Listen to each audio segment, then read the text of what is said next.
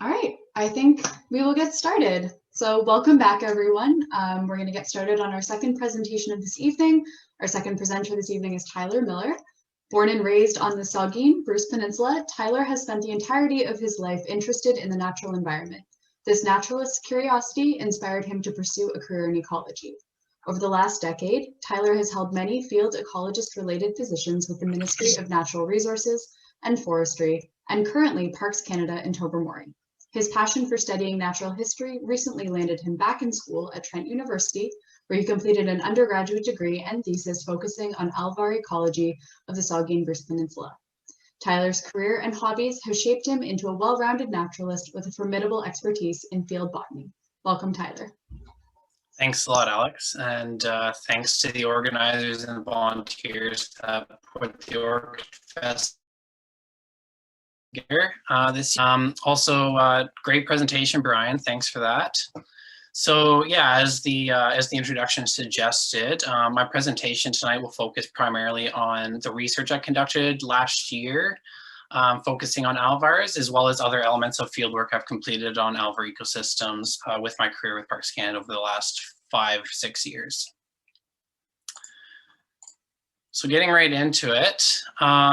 So Alvar geography globally, as you can see here in this map, I've plotted out the general distribution of Alvars that you can find around the world.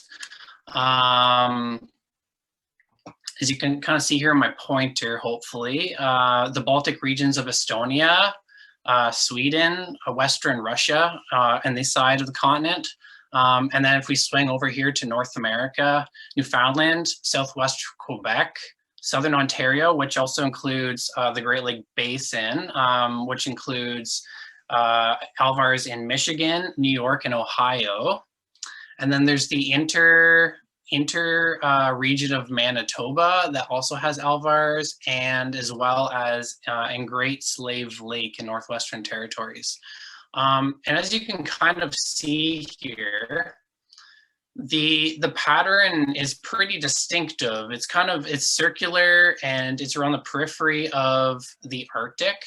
And this is primarily due to glaciation. So Alvars themselves, they require some glaciated history. So about 12,000 years ago or so, since the last glaciation, this is roughly a pattern of where the glacier would have definitely had expanded to in the Arctic. So it's kind of neat to have that plotted out and kind of see that pattern in terms of their global distribution. They also obviously have to occur on limestone that's close to the surface. So a bit more locally here, especially in Southern Ontario, we have the greatest concentration of Alvars in North America. And more specifically, locally, the Saugeen Bruce and Maryland are internationally recognized for their unique concentration of Alvars, the richness, and their rare Alvar-associated vegetation communities and biota. As the map also communicates here on the right-hand side, you can see that the distribution of Alvars are primarily concentrated on the western shore, where there's a much shallower soil, as well as in the northern part, where there's also a pretty significant reduction of soil coverage. Because down once you get into the center of the peninsula, especially on the western hand side, you get much deeper soils. So that would be covering up the limestone that is like the Niagara escarpment feature. So what really is an Alvar? I just want to take you on a small contextual journey here. So imagine yourself standing still approximately 12,000 years ago. You look up and see a 2-kilometer thick glacier slowly moving, scouring, and sculpting and flattening the surface of the limestone bedrock. As you fast forward through time, in the distance at the tree line, you see forests grow and burn repeatedly. Your feet are flooded with water and eroded by wind and ice. You are baked by 50-degree heat season after season. Time slows to a stop in 2020. You look around at the open, barren environment. However, with a closer look, you start to notice the place teeming with resilient, disjunct, and endemic flora. Welcome to the globally endangered Alvar ecosystem on the northern Saugeen Spruce Peninsula. Now, to give a little bit more context in terms of like what disjunct flora is, that's basically, those are plants that are found significantly outside of their core ranges. For example, the calypso orchid, that's very well sought after on the Saugeen Peninsula. This species is really more of a Western Rocky Mountain species, and it just so happens to have a bit of a foothold here in the northern part of the peninsula, where it's much cooler and replicates more of that alpine type climate. Also endemic flora, so those are plants that are only found in one location, and the Saugeen Spruce Peninsula is really unique because it's home to an array of endemic species that are only found on Alvars, mostly on Alvars and the cliff shorelines of environments in this region. So this is just this is an ecosystem model. So just kind of focusing on the glacial history. I mean, this is really the foundation of what is a prerequisite for establishment of Alvars themselves. So you require this flat pavement, which often has karst features, which includes cracks and grikes and things of that nature. And this is really important for the geomorphology of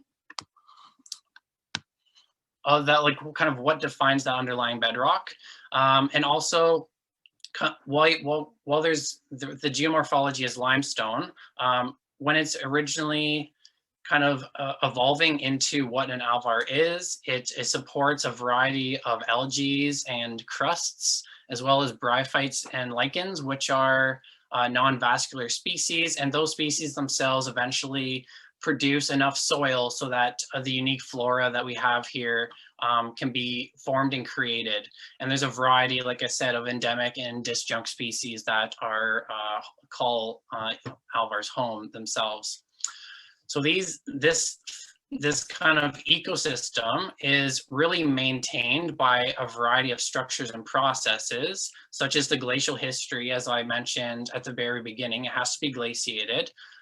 Fire regime disturbances. So these are just the really large events that sometimes reset most terrestrial ecosystems, such as forests, as well as alvar ecosystems. And those fire regimes, specifically on the Saugeen Spruce Peninsula, are typically occur every 200 to 500 years, as well as other climatic stressors, such as flooding and extreme drought, temperatures, the ice erosion, as I described in that description. And so this really inhibits woody encroachment from occurring, and this provides stability over time, which is partially why these ecosystems themselves are relic communities and relic ecosystems. So that basically means it's these ecosystems themselves have been around for upwards of 9,000 years since glaciation has retreated. So they're very ancient, and they have really unique assemblages that, as other ecosystems evolve and climate change moves through time, these ecosystems themselves have mostly stayed unchanged during this period of time. The alvars themselves also house unique fauna. There is certain species at-risk birds that use them for nesting sites, but all in all, there's not a lot of vertebrates that use these ecosystems, partially just because it doesn't house the structure and some of the requisites that larger mammals would require. However, they do have a really unique community of insects. There's some prairie disjunct species of like leafhoppers, as well as there's really unique community of micro gastropods and snails that exist on these alvars. And I've spent some time doing some research and monitoring through my Parks Canada work. And these snails themselves, they're so minute. They're, the average species that we're finding out there are upwards of like half the size of a sesame seed. So they're very cryptic and often go unnoticed. So I'll just move on here. Actually, sorry. And then there's also the human direct impacts, which, ultimately, if there's enough human impacts from climate change, invasive species, habitat destruction, these ecosystems themselves, this whole ecosystem model can be affected and interrupted, and the ecosystem completely changes if the difference is significant enough. Okay, so let's just back up to like some grade 8 type biology ecology, talking about succession. I kind of painted a picture of kind of how the evolution of alvars are created and how they're maintained over time. The majority of the climate stressors that I mentioned previously kind of place these alvars in more of a static state between a pioneer and intermediate community type stage, where you have these very successional species like moss and lichens on vascular plants, and then also some of these specialist species, and then you can still get a slight bit of trees and shrubs coming in, but typically alvars themselves have to have less than 60% coverage. And there are communities that aren't necessarily relict, and they're more short-term, younger ecosystems that will go through these stages in their evolution into more of a mature forest, and they'll kind of ramp out of an open system into more of a treed system, or there's even treed alvar ecosystems that are mostly dominated by jack pine. And then oftentimes, in order for it to move into a secondary successional system, you have to have those large disturbance events such as fire in order to reset that clock. So then you can still have not necessarily just primary successional alvars, you can also have these secondary successional alvars depending on the alvar type. And I'm going to explain a bit more about some of that later. But the general concept of succession on alvar communities seems to be kind of profounded by, if you were to apply that same model to, say, a terrestrial forest, the way the alvars functions through time, they don't typically follow that traditional sense.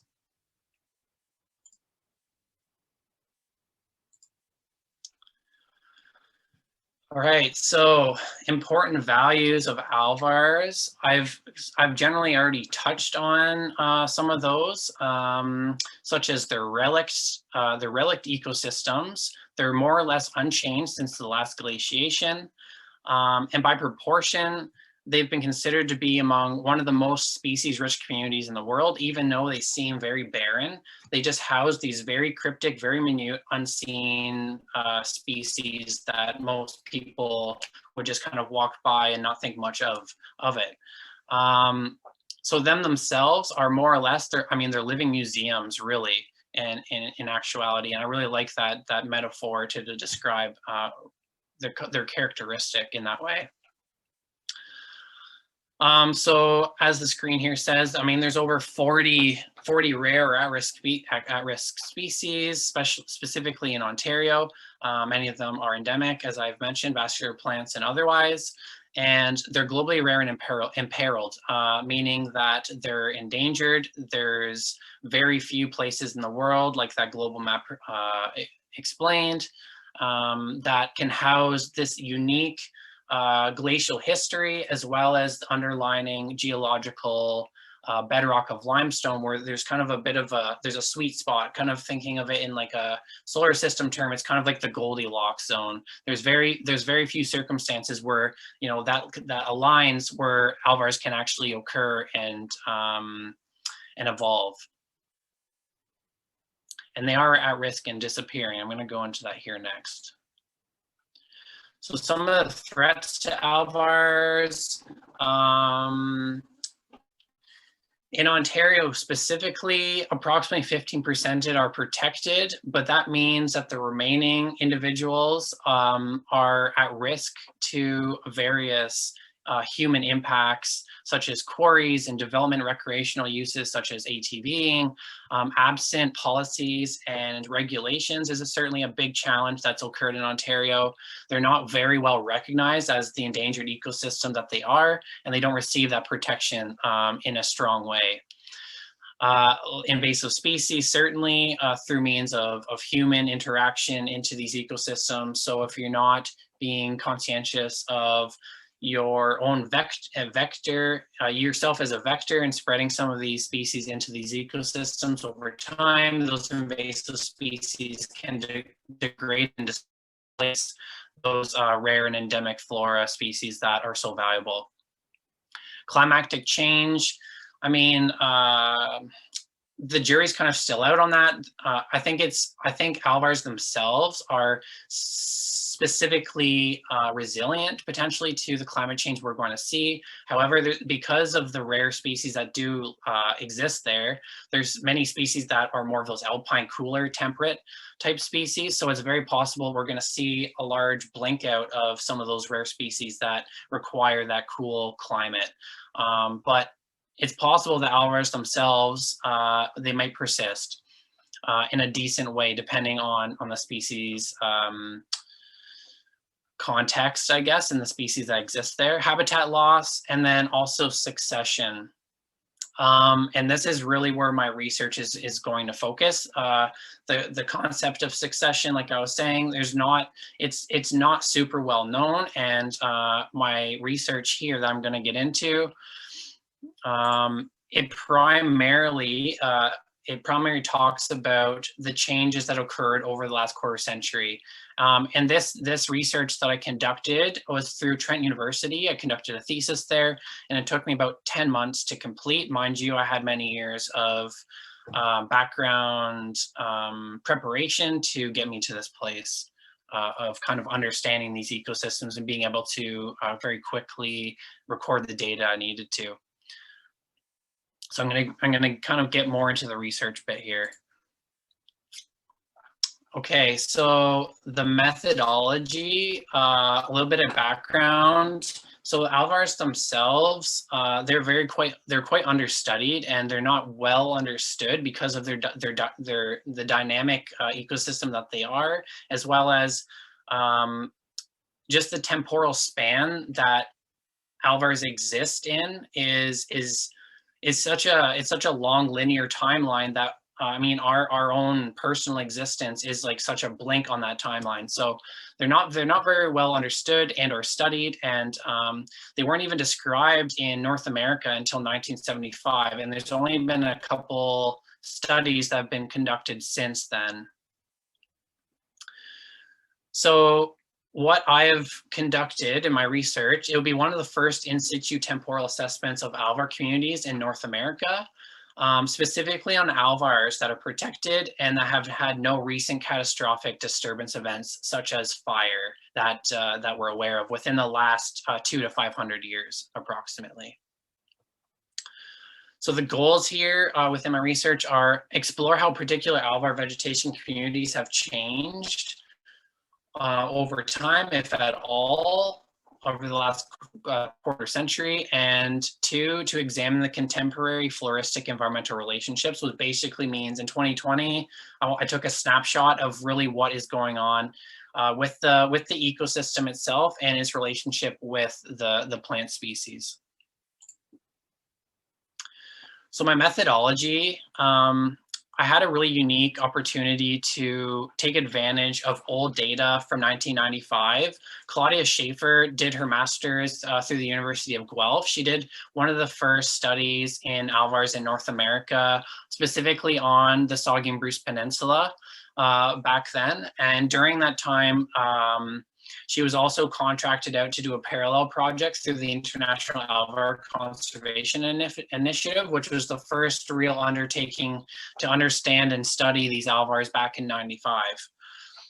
So she had a variety of 10 by 10 meter survey plots in 7 Alvar communities. And in the bottom right-hand side of that map there, those kind of, those teal communities or those teal polygons really describe what I'm describing as a community. It basically delineates kind of like a same or homogeneous type habitat that is kind of considered its own type classified Alvar type.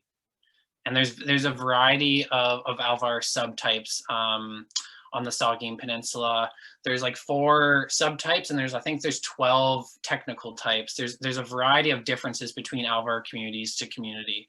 And during the study in '95, she conducted and took data on a variety of abiotic site descriptions, such as percent cover of bedrock, small rock, some cells, large rocks, drainage, soil depth, things of that nature, as well as the vascular, non-vascular plant composition and abundance, specifically through percent cover in those 10 by 10 squares. So I took that old data and I replicated those methods from '95. I did certainly have some replication challenges. As you can see in those images in the bottom, those are the field notes that I was kind of going off of. So they're hand-drawn old Mylar air photography maps with some sketches and some notes, as well as just site descriptions. And in some cases, it wasn't exactly clear even where those plots were, but I was able to deduce where exactly those communities were. And so from a statistical perspective, I wasn't able to do compare apple to apple in that same sense. So what I was able to do is I adapted my sampling method, and I took the community and I standardized a variety of plots across the communities. And you can see that in the map on the bottom right. The yellow squares indicate the plots. And then I had a transect line that I followed to maintain some consistency. So theoretically,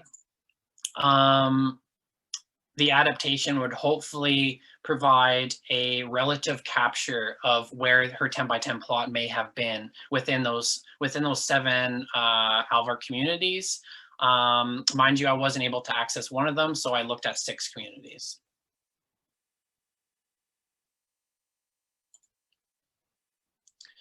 So where did I do this? It was all primarily within the national park. I did take a sample from the Bruce Alvar, which is an Ontario nature property, and thanks to them for allowing me access to the Bruce Alvar.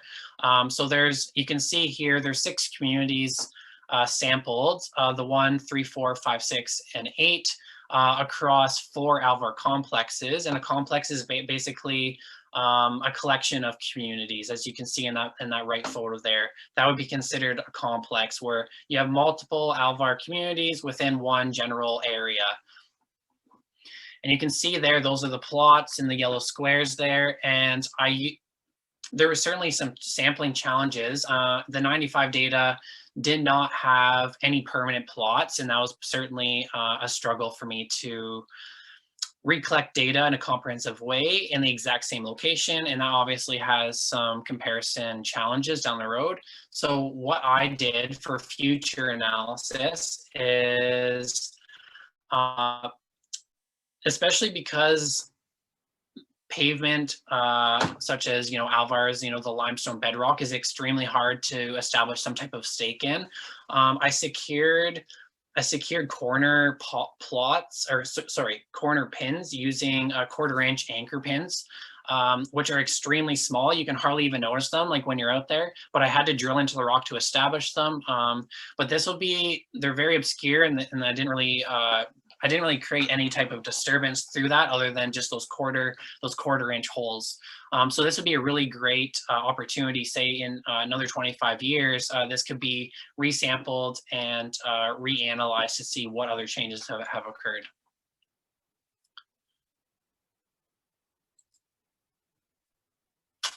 So some of my methods, I won't focus too heavily on this because there's a lot of statistical jargon that I'll try to save you from. Certainly there'll be some plots down the road that I'm going to show you, but kind of stay with me here. So the analysis, as I described, in '95, there were 6 plots in 6 communities. I was able to gather 33 plots over 6 communities in 2020, specifically gathering some of the abiotic data, as well as the vascular, non-vascular plant associated relative cover percent data.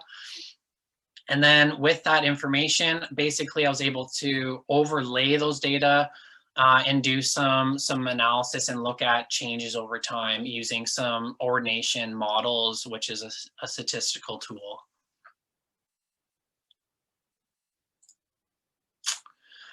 So some of my preliminary results, specifically with regard to the botanical composition, I collected approximately 1,500 species point data over 33 plots. So that includes, so say I'm in like a 10 by 10 plot, there's a specific species, I basically take the species identification, and then I also have an associated percent cover over that 10 by 10 plot, and then I'm able to extrapolate that and make some general assumptions about the entire community across each of those individual sampling plots.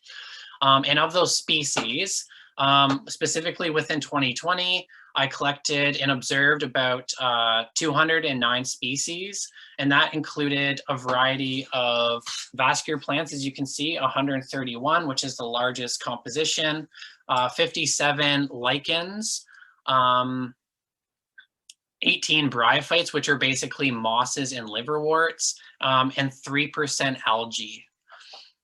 In terms of the general proportion of flora status, because these ecosystems are in fairly good condition in a protected park, the majority of them were all native species with very few exotic or invasive species, less than 3%. And then there's an extremely, well, by proportion, if you compare it to other ecosystem types, there's about a 10% proportion of these communities that have rare and or at-risk species. So pretty high proportion in terms of their unique rarities. And I did do some physical collections. Certainly, I'm still learning a lot of the non-vascular species. It takes a whole career to become fluent in identifying lichens and liverworts and bryophytes. So I did take 58 physical collections, and I worked with a couple experts from the Canadian Museum of Nature, such as Erwin Brodo and Jennifer Doubt, who helped me out a lot. And I'll be storing all those collections there. All the lichens are there now, and I plan on submitting all the bryophytes shortly. And those will be at the museum, as I said. Also, similar to what Brian mentioned, I used iNaturalist to house some of this data as well. I took 127 digital records and used that as a tool for my identification and or communicating with other experts on some of these species, specifically the non-vascular plants.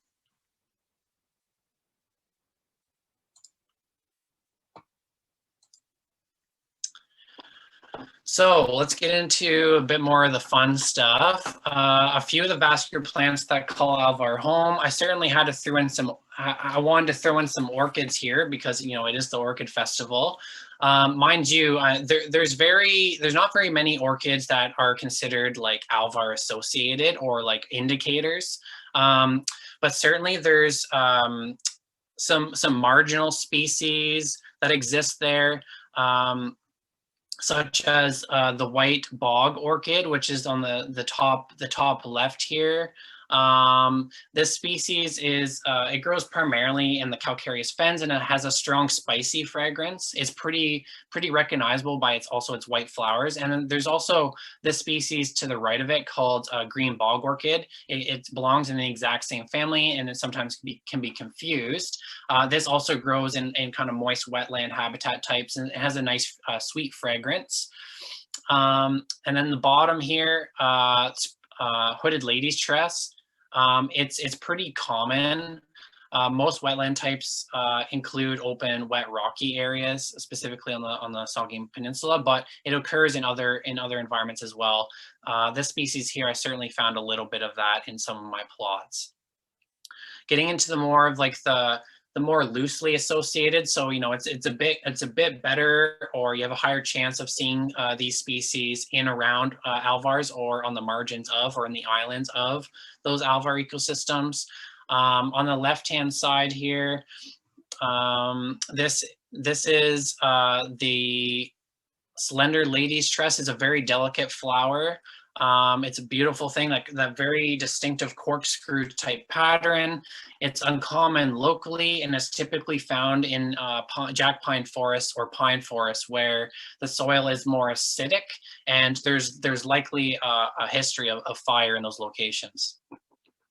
The center one there, certainly everyone knows this one. This is a very common large yellow lady slipper. This is a calciphile, and that's why it's so abundant on the peninsula, because, you know, the entirety of the peninsula is made up of limestone in its underlying bedrock. So this species, like Brian said, you can pretty well find this in almost every habitat type on the peninsula, but you certainly can find it in these open limestone environments where it really likes it. It's a true calciphile, meaning it likes limestone. It requires limestone or calcium to survive. And then the one on the right-hand side, this is one of our few provincially rare orchids. It's highly associated also with fire and jack pine. This is a pretty charismatic little lady slipper. So getting onto a few vascular plants that are more highly associated that call Alvar's home. The Lake Huron spike sedge, which is in the bottom right-hand side there, this guy here, it's provincially rare and endemic to the Great Lakes. You can find it nowhere else. Low calamint, it's a cryptic plant when not in flower, and oftentimes you can smell this like very extreme, amazing fragrant, minty fragrance before you even see the plant itself. Especially when you're walking, sometimes you crush the leaves under your feet, and you can just like breathe in this minty fragrance, and you know that low calamint is around. The Lanceleaf coreopsis or tick seed. This species, as well as dwarf lake or lakeside daisy, excuse me. These two species, when they're not in flower, are pretty well indistinguishable by their basal leaves. I've tried to do that, and it is quite difficult, especially because when I conducted my research, it was in the late summer. These things are not in flower, so for my methods, I had to basically lump these two together as the same species. Mind you, when they're in flower, you can see on that photo on the bottom left, the stems are typically quite hairy. The flower petals themselves too are slightly a different shape. Lakeside daisy in itself is also one of those endemic species that's restricted to the Great Lake Basin. You can find it nowhere else in the world. 90% of it is found on the Manitoulin and the peninsula, which is pretty cool. Lanceleaf coreopsis, like as I said, it's a pretty showy plant. And it's typically more found too on the peninsula, specifically in Alvar ecosystems. You can sometimes find it on roadsides in those like really gravelly limestone kind of environments. Creeping juniper is one of the common short shrubs that you can find. It's very prostrate. It creeps and sprawls and covers the ground. It's very distinctive, and it's one of the more common dominating shrubs within an Alvar. Early saxifrage here in the bottom middle with that white flower. It's a pretty unique plant. It's locally rare to the peninsula, and it's restricted almost exclusively to Alvar, specifically on the peninsula. And it may indeed be a separate variety or subspecies to the population on the Canadian Shield, where it is pretty common on granite. Mind you, Joe Johnson, who was the author of the Flora of the Bruce Peninsula, he mentions in his book, as I said here, he believes that the species is physiologically different enough. It may indeed be as different subspecies or variation than the population on the Shield, as I mentioned. And then lastly, the prairie dropseed on the top right, that's a provincially rare grass, and it's one of the few strong Alvar associated grasses or plants that you can find in Alvars almost exclusively. Moving on to a few non-vascular plants that call Alvar's home. There's a lot of different mosses and bryophytes and algae. I'm not gonna go too thoroughly through some of these, but these are pretty common. There's nostoc in the far right. It kind of looks like elephant snot. This is Trentifolia algae. There's no common name for it, but it's a really common pioneer algae. This is a really rare liverwort in the center called purple crystalwort. This is found in only a couple of the Alvars, specifically on the peninsula. There's let's see, what's it called? The scientific name. Oh, I'm going through my slides here. Whoops. Back up. Sorry about that. The frizzle twisted moss in the top left. It's a really common ubiquitous moss that grows exclusively on limestone, but you can find that all over the world. And then some of the lichens, there's a lot of different lichens. The one on the right and these three on the far right are all indicative of limestone and pavements that are quite common on the peninsula, but they're all provincially rare. The one on the left is a Cladonia species. It's a peg lichen. It's pretty well spread throughout most of the world, but it's really difficult to differentiate without lab equipment. A pretty unique discovery. I found an undescribed lichen species in one of the Alvars. So this basically means it's either a new species to North America or the world, or it's never been fully described and processed through genetics. And Ernie Broda, who's basically the master of lichens of North America, he pointed this to one of my samples that I collected and gave me the tip on that. So that's a pretty neat find, that even in Southern Ontario you can still find potentially new species known to science, and that will require some more work going forward.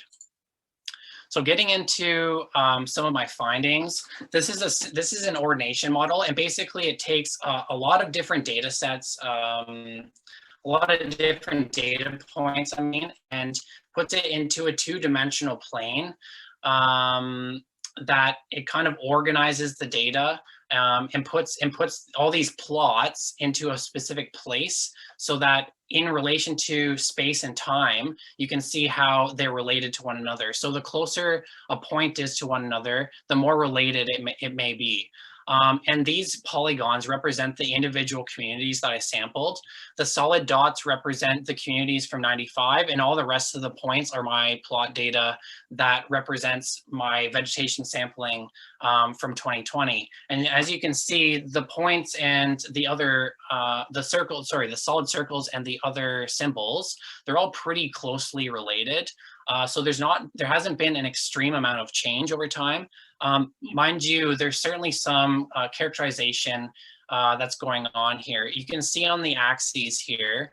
So the communities in the bottom right here, these are communities that are very well drained, so they're very dry, and they have more fragmented rock underneath them.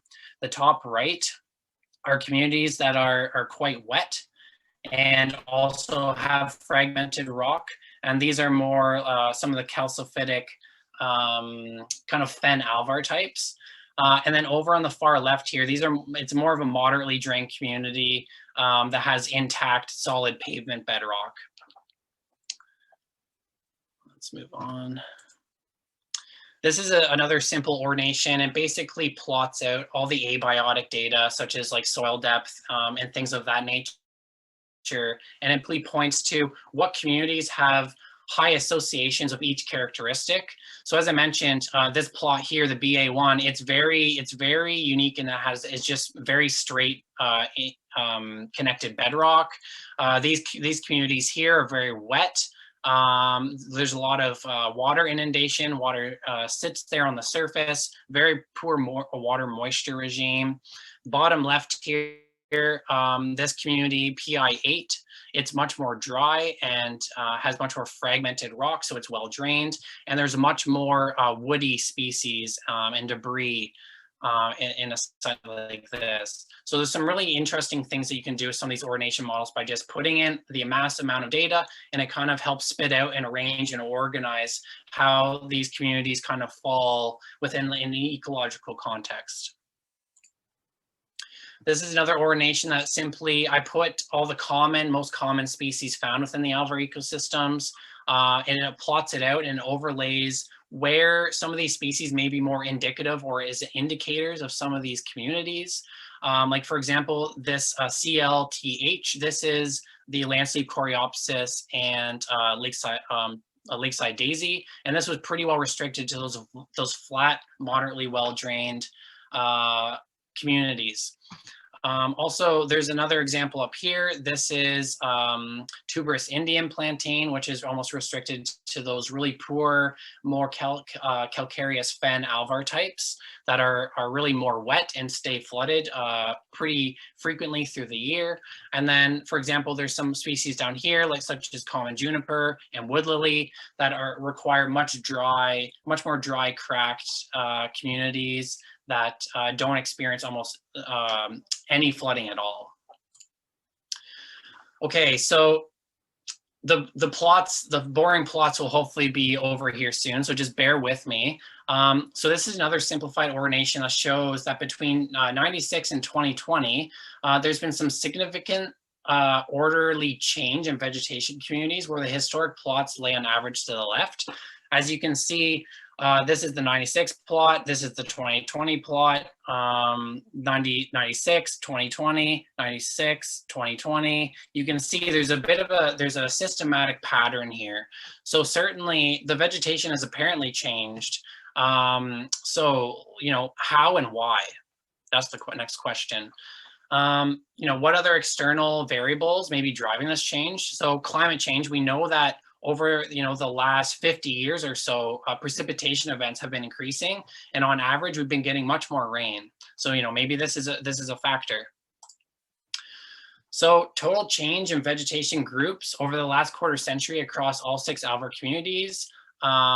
This is kind of what this is describing. The communities ordered by drainage gradient. So left being really poorly drained, so really wet to really dry communities. The slight differences are associated with woody encroachment and a potential increase in annual precipitation, possibly causing the reduction of upland herbaceous plants, accompanied by increases in interior non-vascular plants.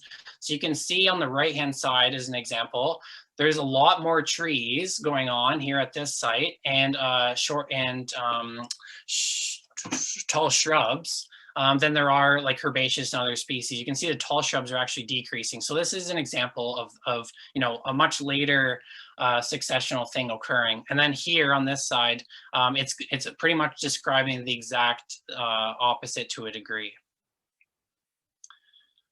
Okay, so the first more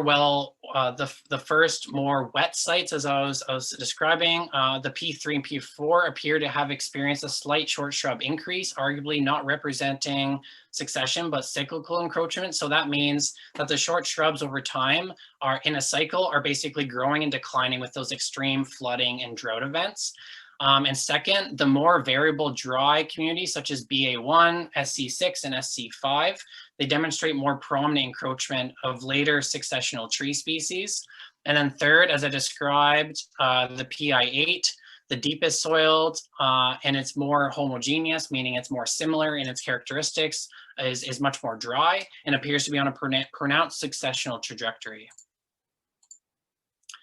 So back to this kind of successional model, only ephemeral short-lived alvars, such as PI8, that had no seasonal inundation and deeper soils, seem to be following this model, where succession is basically occurring, and there's no, the stressors and disturbances aren't enough to maintain it in this, between this intermediate community and pioneer stage. So it's getting more mature. There's more shrub and woody and tree growth, and eventually it may experience one of those, the fire regime of a 200 to 500 years. So maybe in another 100 years, that ecosystem itself may burn and then reset, assuming that human intervention doesn't prevent that from happening. So others have not appeared to move past a pioneer species or successional stage, and this may indeed be a climax community. So it's kind of stunted and maintained at this lower successional level. Unless something significant happens. So all in all, each community type is certainly different and needs to be assessed independently. So in summary, on protected conservation land, the interior of Alvar, ecosystems that experience seasonal or cyclical inundation do not appear to be threatened by succession. However, the dry and deeper soil communities that do not experience seasonal or cyclical inundation may be on a successional trajectory that threatens the endangered Alvar communities and the living museum of biodiversity that they contain. All right, so thank you. That's the end of my presentation, and I guess maybe we can open up to questions. I went past time a bit, but hopefully there's enough time. Yeah, we should have more than enough time. So reminder to everyone, put your questions in the Q&A section. So far, we just have like one from pretty early on the presentation, but the question is just asking whether or not there is any fungi that live on Alvars. Yeah, so fungi themselves, certainly they would be, so let's back up a little bit and talk about what fungi is. So certainly lichens themselves are technically a lichenized fungi class of what fungi are. So fungi themselves, if we're talking just about mushrooms, they won't be as prevalent because a lot of mushrooms in particular require a lot of mycorrhizae, established mycorrhizae in the soil. And because these ecosystems themselves are have very minimal soil, the likelihood of having a lot of mushrooms, assuming that's what the question was referring to, would be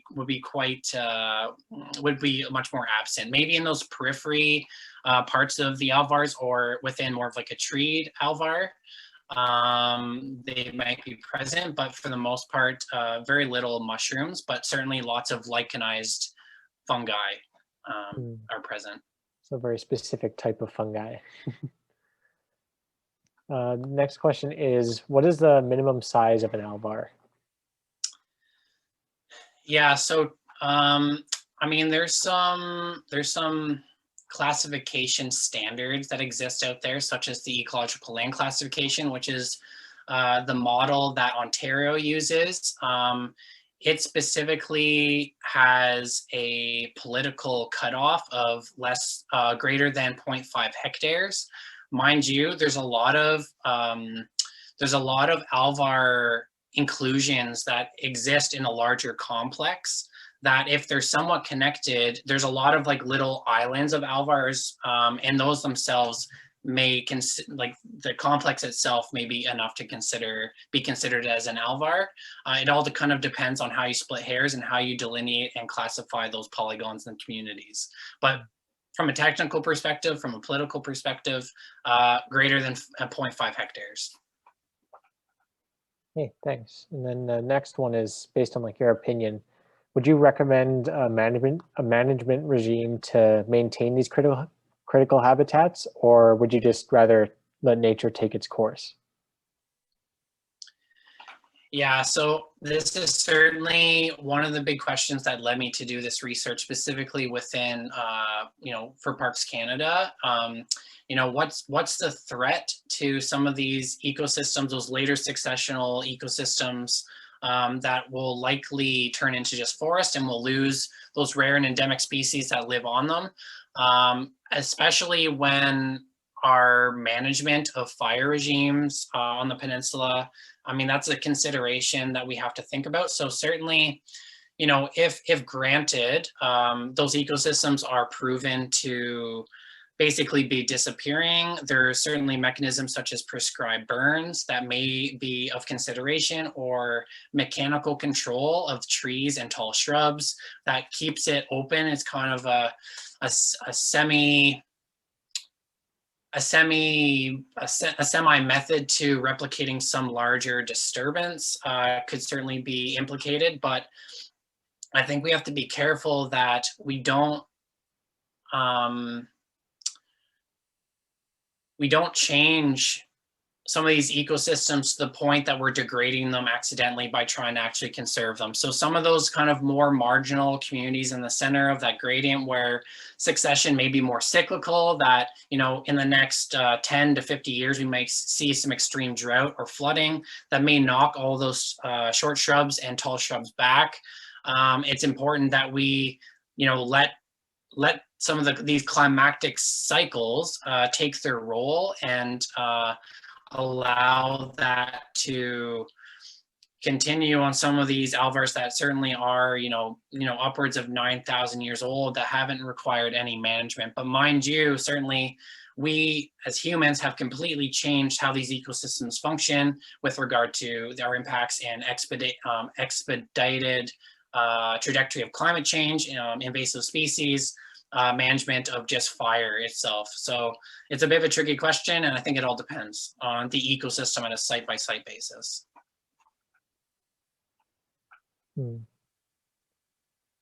And because there's like some species that are found in like alpine environments, do you know if there are any alpine environments that are similar to Alvars?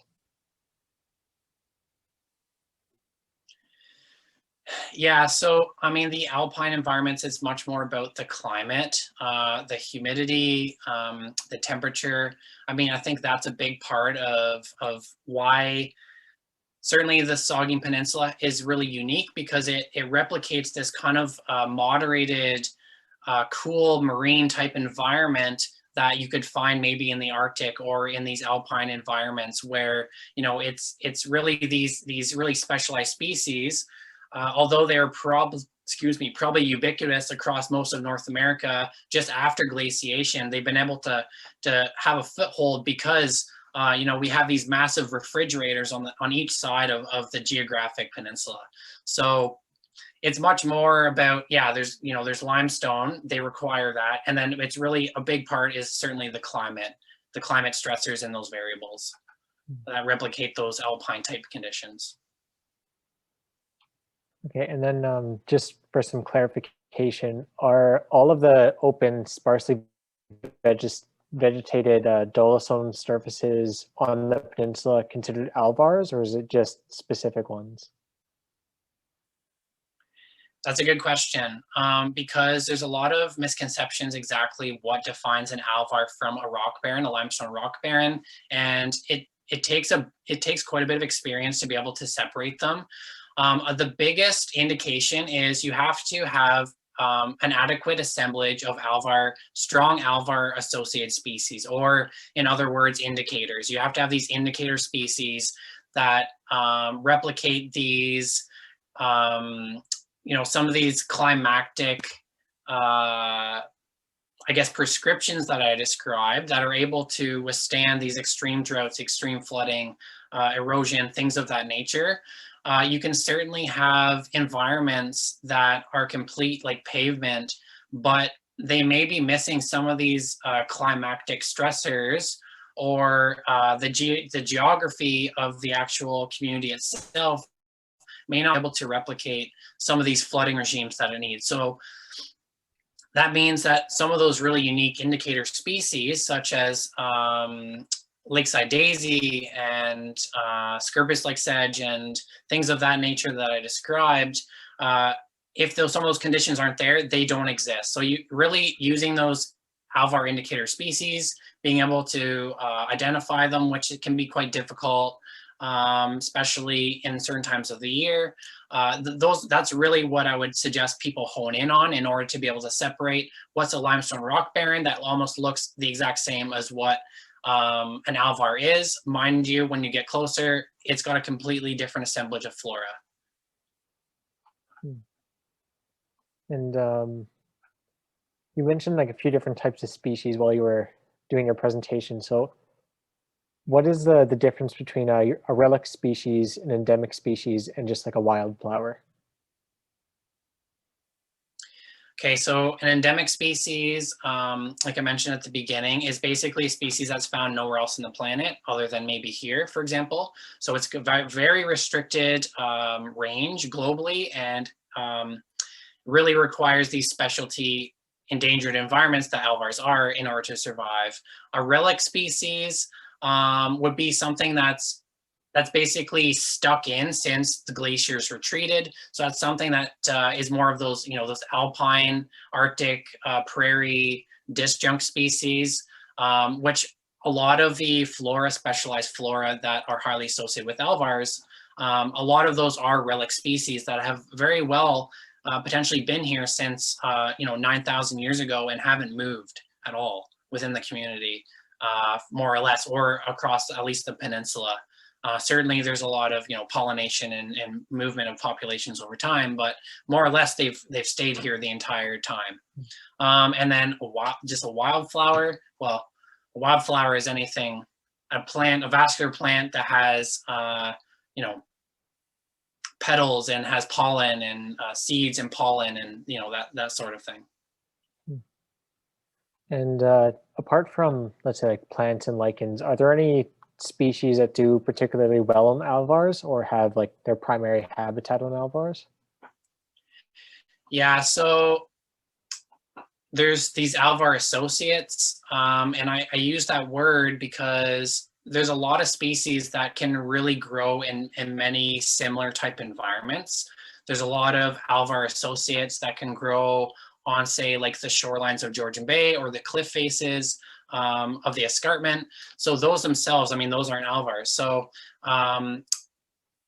there's certainly some species like that can then still require some unique environments, but they can still grow in other places. Mind you, there's some species, and there's very few of them, that are almost 95 to 100% restricted to legitimate alvars. And a really good example of that, which everyone knows, is the lakeside daisy. That one there is pretty well restricted to flat limestone alvars. And you pretty well only find them in those type environments. Certainly you can find them sometimes on disturbed roadsides, but that's a bit more infrequently, especially on the peninsula. There's also a lot of non-vascular plants such as lichens, liverworts, and bryophytes that have such a large proportion, contain a large proportion of the flora on these alvars that are much more indicative and almost pretty well like restricted to alvars themselves. Most of the other vascular plants that you can sometimes still find them in other environments or habitat types. And what about animal species? So like, are there any specific to alvars? Mostly the specific animal species are a lot of those specialty invertebrates, such as those leaf hoppers and snails, gastropods that I was mentioning earlier. I mean, those are the really unique things. There's a lot of interesting click beetles and things like that you can almost find nowhere else in the world. So there's just very cryptic and very hard to identify and even understand. There's been very little research on that stuff. So if anyone wants to get into doing some alvar research, certainly there's a niche and looking at invertebrates on alvars. Mind you, with regard to vertebrates, there's not a lot to offer for some vertebrates. Certainly there's some browsing and grazing that occur from, say, snowshoe hares or white-tailed deer, but it's pretty well much less infrequent. There's not a lot there to house or support some of those larger vertebrate life cycles. And when you've explored alvars and have like done your research on them, have you find they're very like buggy, like filled with mosquitoes, and like does that change from season to season based on the flooding characteristics of the alvars? Much of my experience within the alvars themselves, most of the work that I conduct is typically done through a very key window, which is typically mid to late summer. So already the biting flies are far reduced across the entire peninsula. Certainly you get all those, deer flies, sable flies, horse flies that are pretty ubiquitous with those shorelines that, really bite at your heels. But more or less, I mean, certainly with flooded vernal type pools that are ephemeral that, dry up, depending on how long those stay flooded, certainly it could still provide some decent habitat for mosquitoes, but I have never experienced a lot of issues with biting insects. I mean, since they're pretty open, oftentimes, with a bit of breeze, it keeps them down. So Not significantly, yeah. And then we'll end it with one really quick question out of someone's curiosity is if you have read botanical explorations in the Bruce Peninsula. I believe I have. Who's the author of that? P.V. Krotkov. Sorry, I don't Krotkov? know how to pronounce Okay, if yeah. I butchered that. Yeah, Krotkov's Manual to the Flora of the Bruce. I mean, it was really one of the tombstone, just I guess works or publications that really the flora back in like the mid 1900s. When he really explored very thoroughly and really was quite an avid naturalist for his time.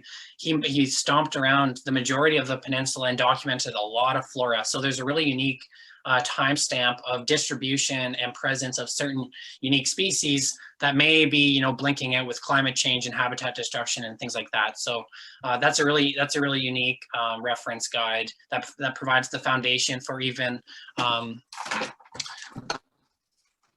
Joe Johnson book here that I use frequently on a weekly basis.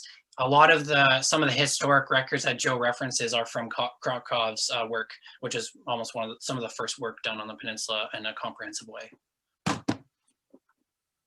Okay, and then we are out of time now. So thanks again for the talk, Tyler, and thanks for everyone showing up. And I'll pass it back to Alex to quickly wrap everything back up.